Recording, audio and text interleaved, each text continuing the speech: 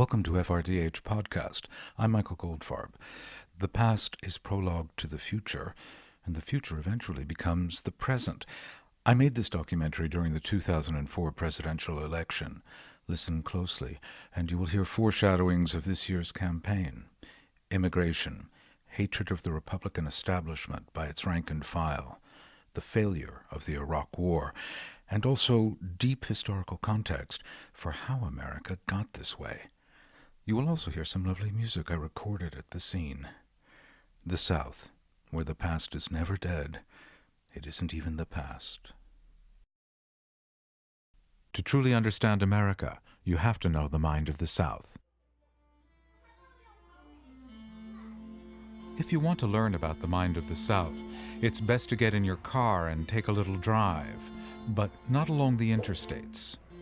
It's easy to miss the South if you do.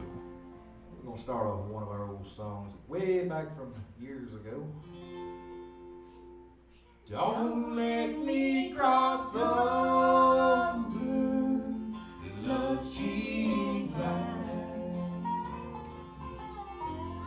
I'm tempting my darling to steal you away. The places where the old white Southern culture still thrives are not part of interstate America, with its on-ramp, off-ramp culture of gas stations, chain motels, and strip malls.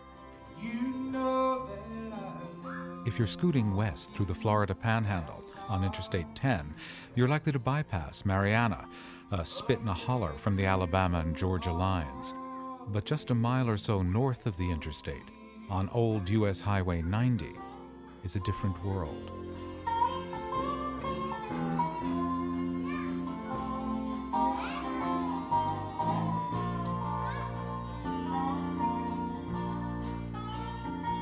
Arrowhead Campground out by a little lake is full of RVs. It's Friday night on July 4th weekend, and Al and Retha Webb are entertaining the folks. On the concrete dance floor, people kick off their shoes and barefoot around to the gentle bluegrass swing. The spill of light from the bandstand illuminates faces straight out of Dorothea Lange or Walker Evans photos. The South, as a region and a culture, presents questions even to those born into it and who study it, like the author of The Most Southern Place on Earth, University of Georgia professor of history, James Cobb. You know, if you look today at socioeconomic, demographic data, the statistical convergence of the South with the rest of the country is quite striking.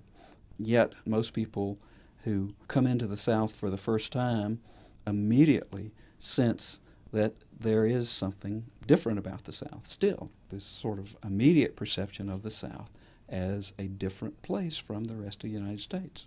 That difference takes some time to absorb. In part, it can be identified in its contradictions, according to historian Cobb. You know, the South is given the reputation for being the most hospitable part of the country, but it's also the most homicidal by far. Both those things are there, and that's one of the things that makes the South so intriguing. James Cobb's work focuses on Southern identity. When he uses the term the South, he isn't referring to just a geographical region. He's referring to a particular group in the South, white Southerners. The argument is that we've been set apart from the rest of the nation by the fact that we represent so clearly what's supposed to be the essence of the nation. For an illustration of what Cobb is talking about, you can drive about a mile down Highway 90 from the Arrowhead Campground to the Caravan Restaurant, a cinder-block building which is the current meeting place of the Mariana Coffee Club.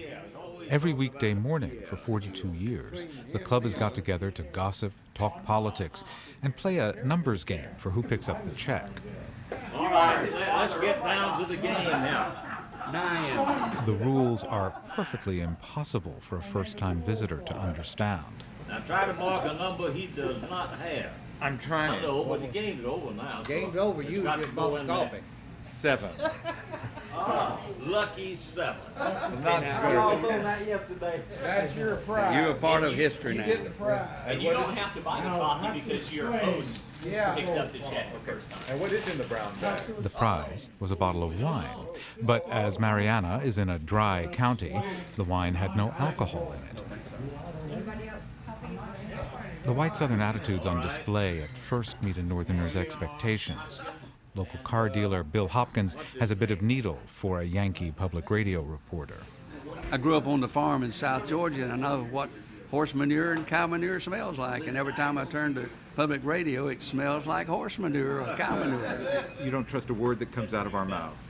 I don't do what? Trust a word that comes out of our mouths. Yeah, I trust it to be wrong. This is America. Yeah. Not what goes on in the rest of the country, like the colleges, the universities, the Democrat, the Democratic Party. It's not America? Why do you say it's not America? Well, I mean, but they're Americans.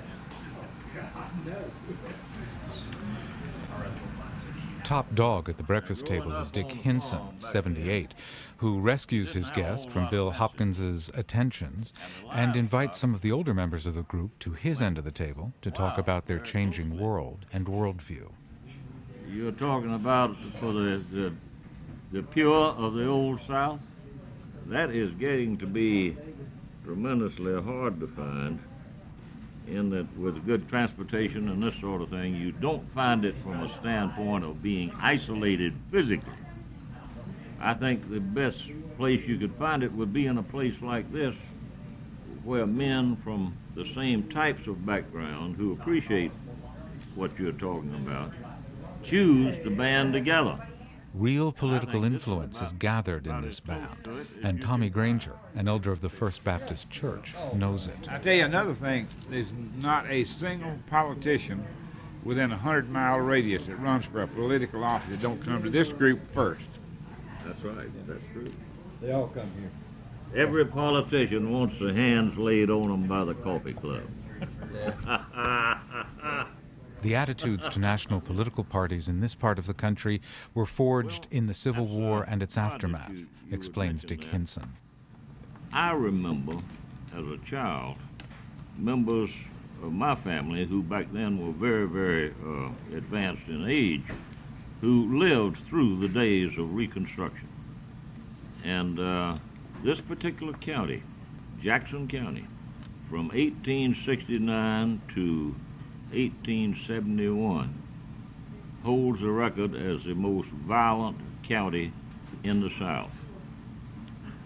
There were 169 murders here in this little county in 2 years, all unsolved, which tells you how people feel about being occupied by carpetbaggers and Union soldiers. Occupation, Reconstruction. These are words associated with the Republican Party. But in recent decades, these gentlemen's view of the party of Lincoln have changed. I'm a Democrat. These other guys. I changed. The other guys, they just changed over and went to Republican, you know. But we probably should accurately all be listed as independents, because I don't think any of us blindly follow a party line. But Ms. Wright. Well, my daddy said that when Kennedy ran, people were saying, oh, he's a Catholic. My daddy said he didn't care if he was a GD Israelite, he'd vote for him because he's a Democrat. The Coffee Club's members' views are not unique. Republicans were a rare species all over the South until comparatively recently. I always say I was 18 years old before I ever saw someone whom I knew to be a Republican. University of Georgia historian James Cobb. Shortly after my 18th birthday, I found the majority of whites in Georgia were voting for Republican presidential candidates. Today, that vote is the solid foundation for Republican national success, according to Merle Black, political science professor at Emory University. We define the South as the 11 states of the old Confederacy, from Virginia in the east and Texas and Arkansas in the west. Those states now, roughly 85 million population, about 30% of America, provides 153 electoral college votes. If a candidate sweeps the entire South, as George Bush did 4 years ago and as he hopes to do this time, then he would only need 30% of the remaining electoral college vote in the country, less than a third. If a Democratic candidate can't win any southern state, then you can win, but you have to get 70% of the remaining electoral college vote. White Southerners began their move away from the Democratic Party in 1948 when the mayor of Minneapolis, Hubert Humphrey, speaking at the Democratic Convention, brought the issue of civil rights for African Americans front and center into political life. To those who say that this civil rights program is an infringement on states' rights, I say this: the time has arrived in America for the Democratic Party to get out of the shadows of states' rights and to walk forthrightly into the bright sunshine of human rights. Hubert Humphrey's speech to the Democratic Convention prompted a walkout of Southern senators. They formed the States' Rights Party, better known as the Dixiecrats, led by South Carolina's Strom Thurmond. But I want to tell you, ladies and gentlemen, that there's not enough troops in the Army to force the Southern people to break down segregation and admit the Negro race into our theaters, into our swimming pools, into our homes, and into our churches. The Dixiecrats didn't last, but slowly, white Southerners began to think the unthinkable, that they would vote for the party of Lincoln, and in the case of Thurmond, run for election under its banner, according to political scientist Merle Black. The first great white switch occurred in 1964 when the Republicans nominated Barry Goldwater as their presidential candidate, only months after Goldwater had voted against the Civil Rights Act of 1964. So the Republican Party was no longer the party of Lincoln, it was now the party of Barry Goldwater. And since 1964 in presidential contests in the South, more Southerners, more whites, have voted for the Republican than the Democratic Party candidate. Richard Nixon's Southern strategy continued the courtship of white voters. Merle Black says that began to yield lasting results when Ronald Reagan ran for president in 1980. Reagan realigned the white Southerners who think of themselves as conservatives. Were only 40% Republican in 1980. By 1988, they were 60% Republican. Today, they're about 75% Republican. It's very hard to find conservative Democrats left among white voters in the South. The reason for Reagan's galvanic effect on Southern whites went beyond his ability to amiably deliver a speech. On June 21, 1964, James Chaney, Andrew Goodman, and Michael Schwerner were murdered near Philadelphia, Mississippi. The trio had been registering black voters in the area. Their martyrdom became a sacred moment of the civil rights struggle. Yet a mere 16 years later, of all the places in America, candidate Reagan chose a fairgrounds just outside Philadelphia, Mississippi, as the place to make his first major campaign speech. Historian James Cobb. In 1980, when Ronald Reagan, who's clearly going after the Southern white vote in a big way, opens his campaign in Philadelphia, Mississippi, talking about restoring state rights, he doesn't have to say, this means that we're through giving stuff to black people and putting black people over white people. I mean, that's implicit but clear in what he's really saying. There's another reason white Southerners followed Ronald Reagan: his tax-cutting, anti-big government policies. And that's surprising, because Southerners had been great supporters of Franklin Roosevelt's New Deal, which brought modern infrastructure to a region that remained deliberately impoverished by lingering Reconstruction policies. Even among some whites who vote Republican today, the name Roosevelt is still revered. There's a simple explanation for the conundrum of support for both the New Deal and anti-big government sentiment, Merle Black. The New Deal was more popular in the South than probably any other part of the country. Part of that was that economic benefits were coming into the South in the way of programs and then direct services, and then Social Security begins and all of that. But the Southerners, white Southerners, black Southerners, were not paying any taxes at that time. You know, they were too poor to pay taxes. I grew up in a congressional district in northeast Texas, and someone did an estimate one time of how many people in the district paid income taxes in the 1930s. And it was about 2/3 of 1%. So the New Deal for these Southern whites is literally something for nothing. Well, they love that. That's fine, you know. But now it's not that. This working class is being taxed, and that affects the attitudes that they have toward the federal government. They're not bothered very much by inequalities.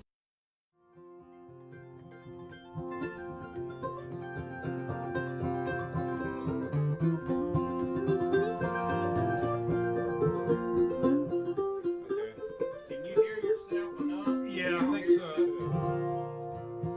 On an unseasonably cool midsummer Saturday at Zion Farms, just outside Pontotoc, Mississippi, a small crowd is gathered to celebrate Southernness and talk politics.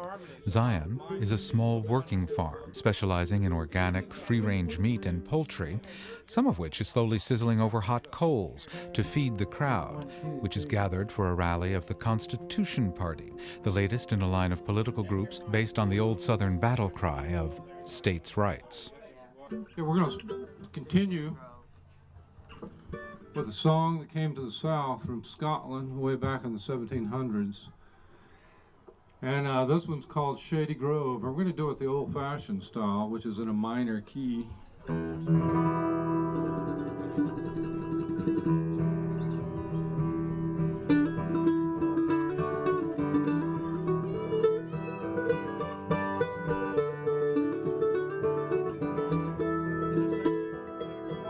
Southern pride is on display here.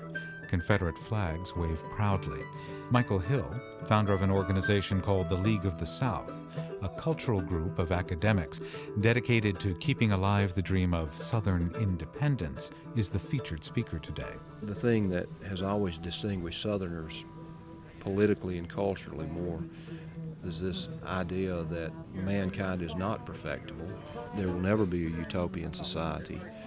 That the best we can do is simply cope with the situation that we find ourselves in. We can't change human nature, and we can't create a perfect world. And there's no social movement, there's no government that can do this, and Southerners realize the limits of human endeavor, I think, better than other people do. And the reason for that, according to Hill, is simple.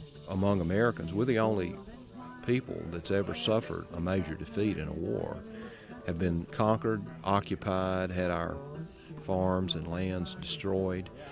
And I think collectively we Southerners have a memory, a historical memory that sets us apart. He plans to remind those attending the Constitution Party rally that they are the true America. Southerners, from a political standpoint, are probably the rock that holds things in place.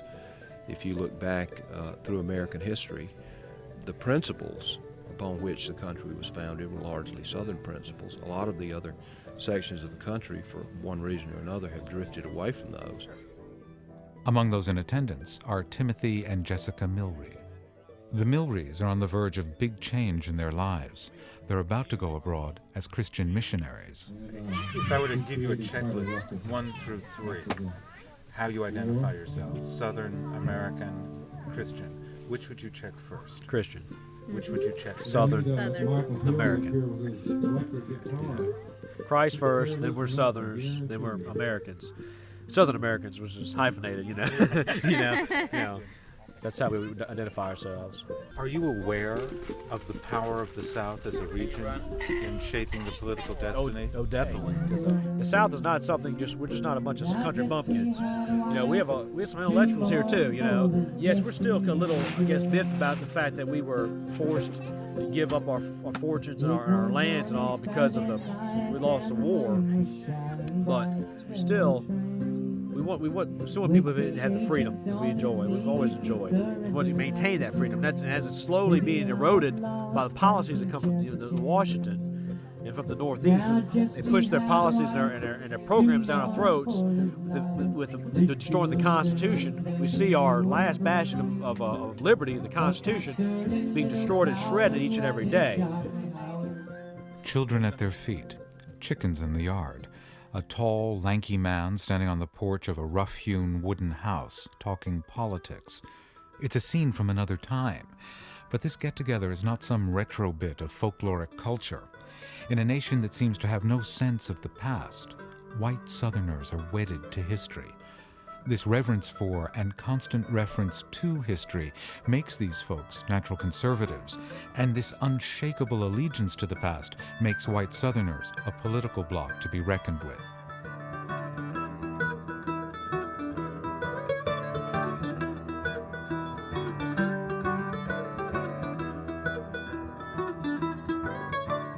To truly know the mind of the South, you have to look north, across the Atlantic, to what is now Northern Ireland, according to Michael Hill.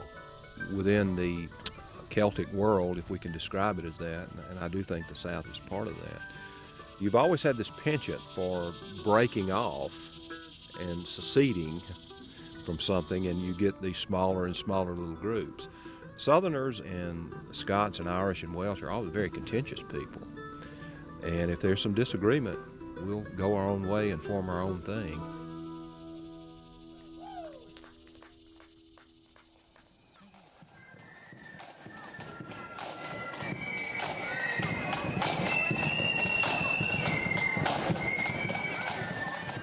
The 12th of July in Belfast, and Northern Ireland's Protestants are on the march.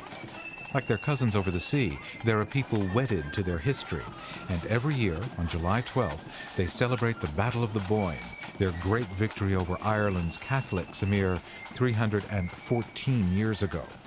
These folks are the descendants of Gaelic-speaking Scots, transplanted the 40 or so miles over the water to Northern Ireland, Ulster, in the 17th century. The American South was overwhelmingly settled by these Ulster Scots, or Scotch-Irish, during the 18th and early 19th centuries. When you spend time in Ireland's north, the connections to the American South are obvious, most particularly in the fractured nature of the Protestant religion. Just as in the South, there are a bewildering number of Protestant denominations in Northern Ireland. There are some streets in Belfast where, in the space of a few hundred yards, there are more than half a dozen different kinds of Protestant churches, according to Northern Ireland historian Clifford Smith. Apostolic, Elam, Congregational, Baptist, Presbyterian, you're immediately confronted with the fact that in Northern Ireland Protestant society is a divided or a fractured society.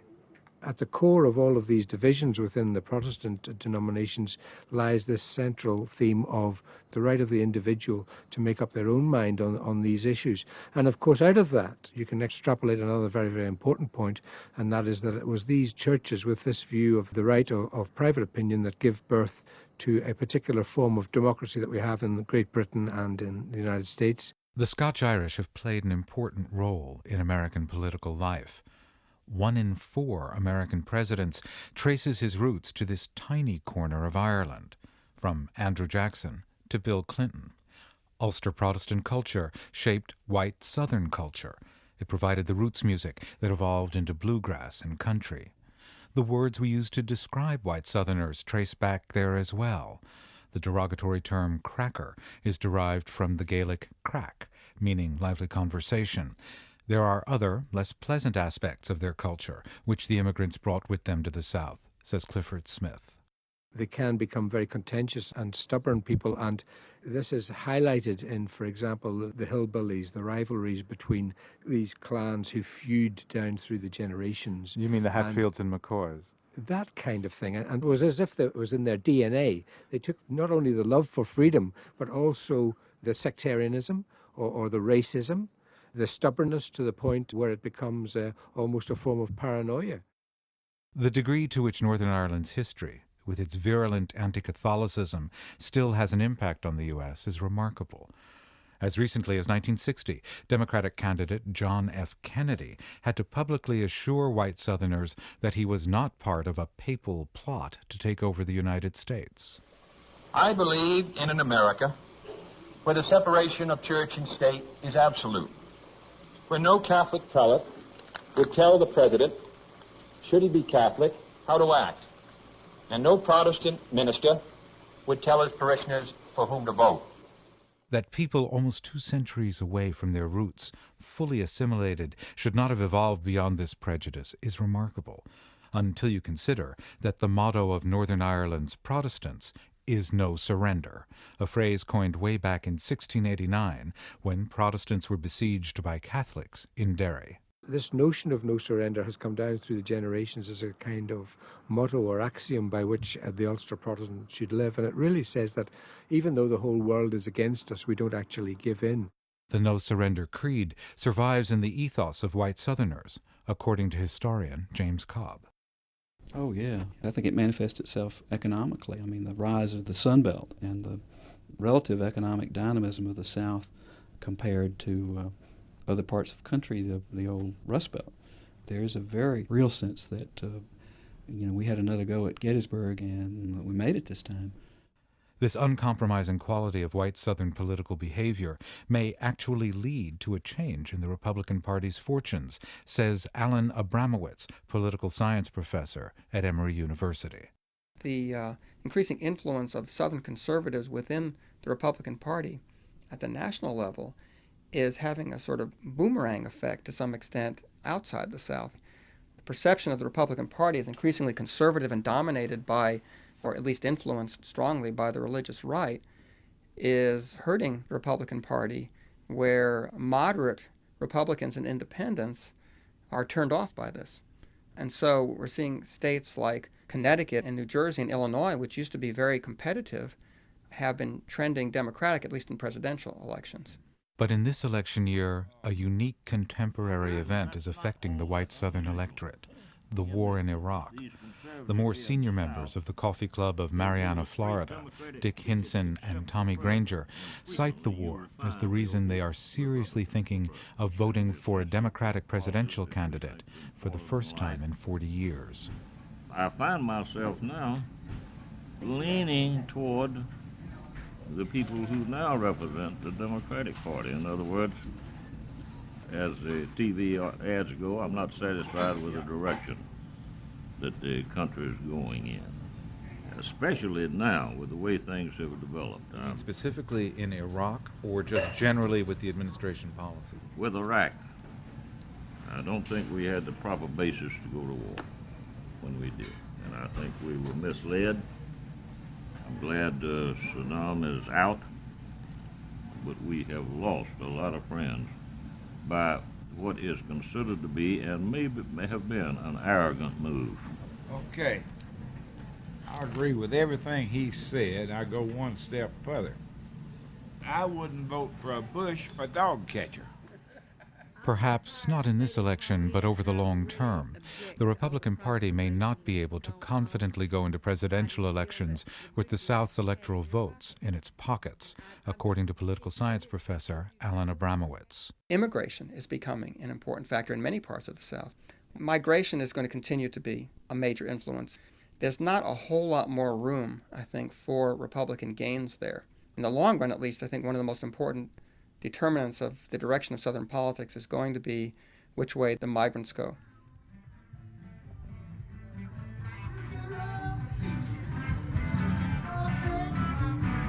In Florida, these demographic changes are already staring the Republican Party in the face.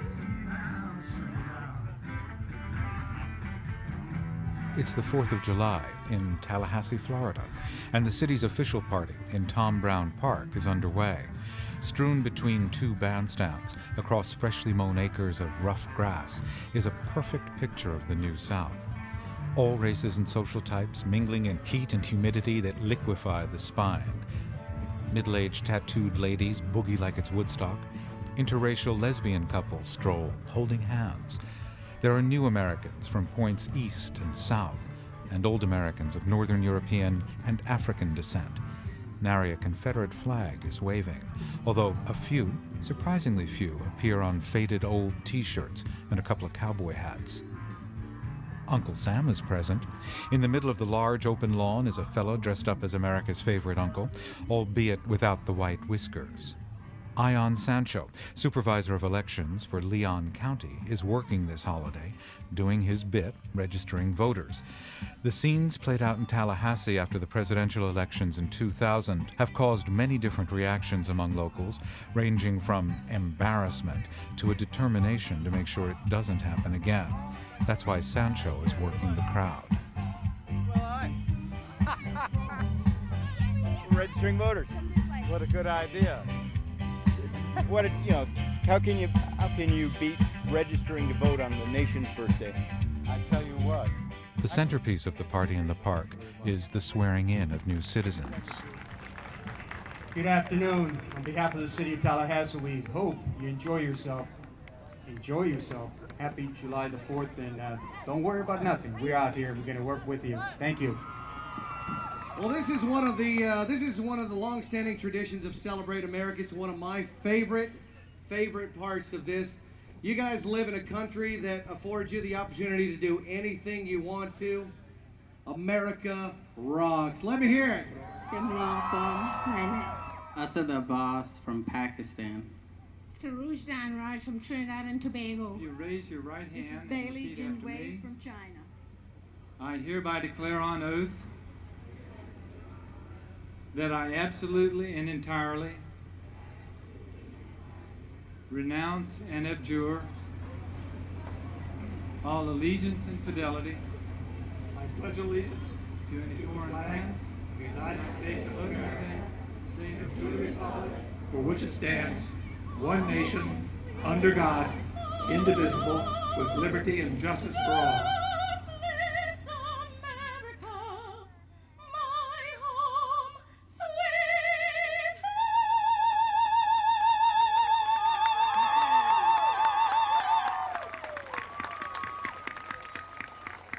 And before the new Americans can accept the congratulations of their families and friends, Ion Sancho makes sure they get on his electoral rolls. If you choose no party affiliation, you may not vote in the partisan primaries.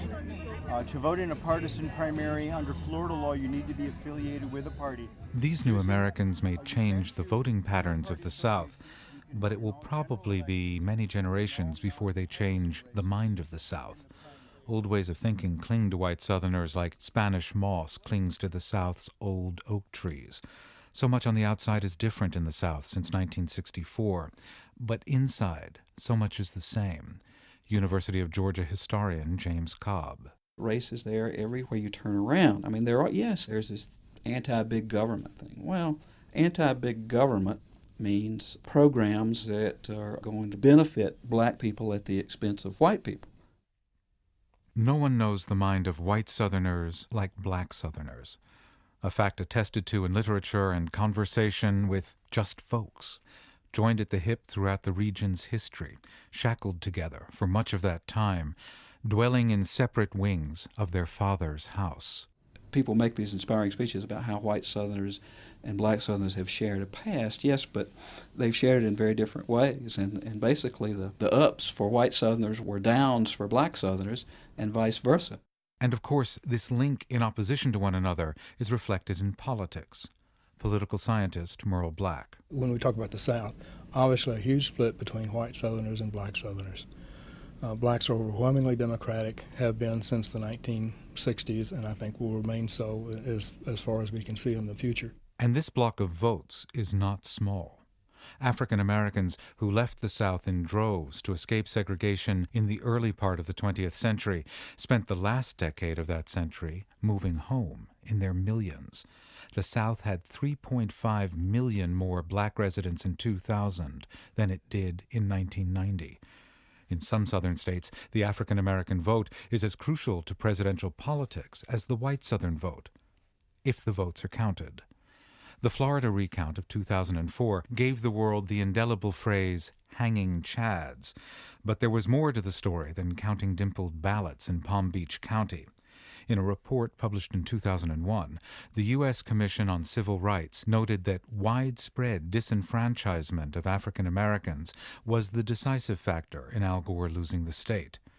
The Civil Rights Commission concluded, quote, African American voters were at least 10 times more likely to have their ballots rejected than other voters, and that 83 of the 100 precincts with the most disqualified ballots had black majorities, end quote. Tom Brown Park wasn't the only place in Tallahassee on July 4th where voter registration was going on.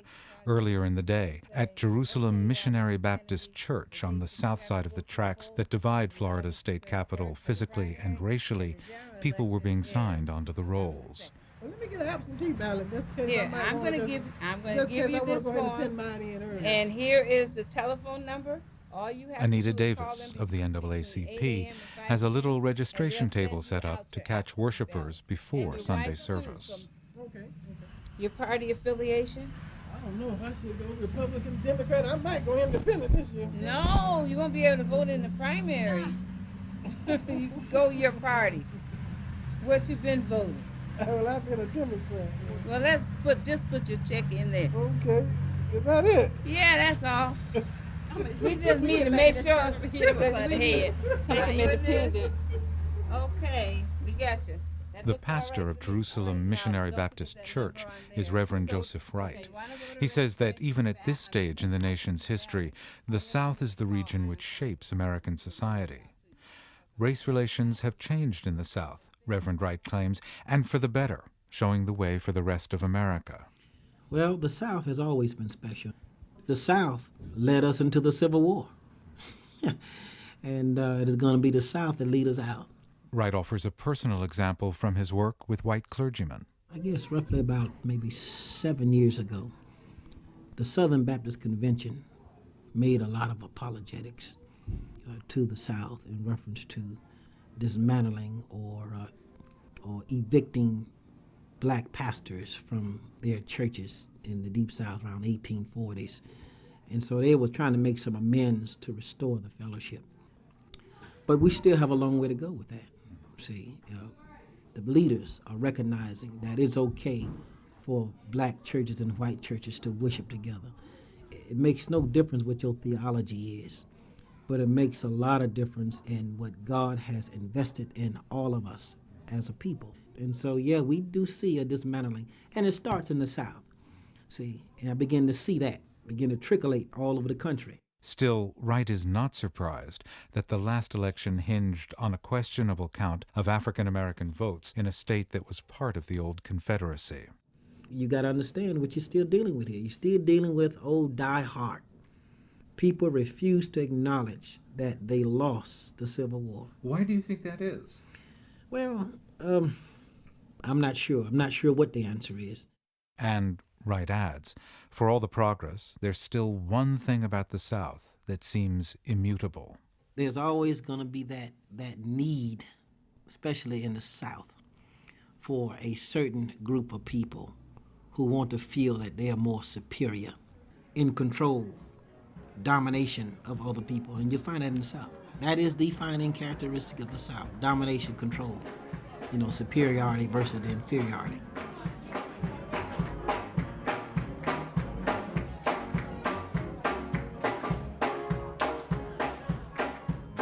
Aware of the past, which always seems to move in next door, no matter what the change in their neighborhood, the African-American community in Florida is on heightened alert for attempts to block their votes in this election.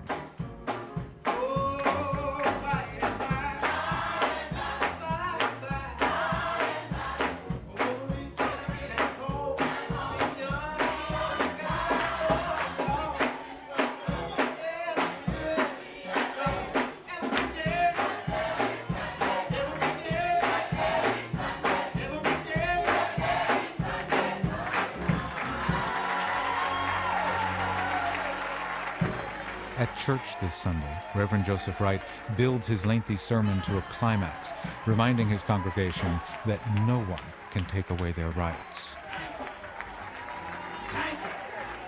I'm free. I'm free. I'm free. I'm free. I'm a black man, but I'm free. I may be a poor man, but I'm free. I may be a short man, but I'm free in the grace of my Lord. Say yeah, say yeah, say yeah, say yeah, say yeah.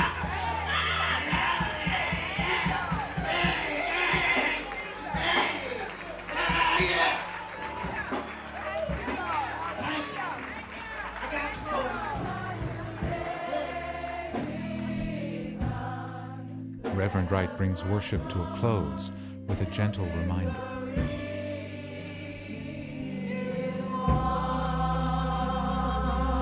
If you have not yet registered, please register to vote.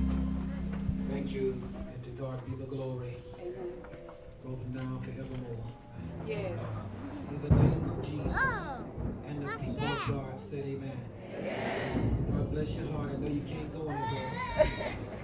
Amen. Just stay right here. Crystal, let me see you. Come up here. Crystal. Americans, to truly know their country, have to know the mind of the South. Issues brought to the forefront of politics by Southerners, particularly social issues, have tremendous impact on elections. Southern conservative criticisms about messianic statism, too much power being concentrated in Washington, resonate north of the Mason-Dixon line as never before. At the same time, Southern-based messianic Christianity flourishes. The arguments about America's past and what it means for America's future are shaped in the South. University of Georgia historian James Cobb suggests this demonstrates what white Southerners have been claiming for centuries. What we're really seeing now is a discovery of the southernness of America rather than the southernization of America. That in fact, America was a lot more southern all along than we were able to recognize.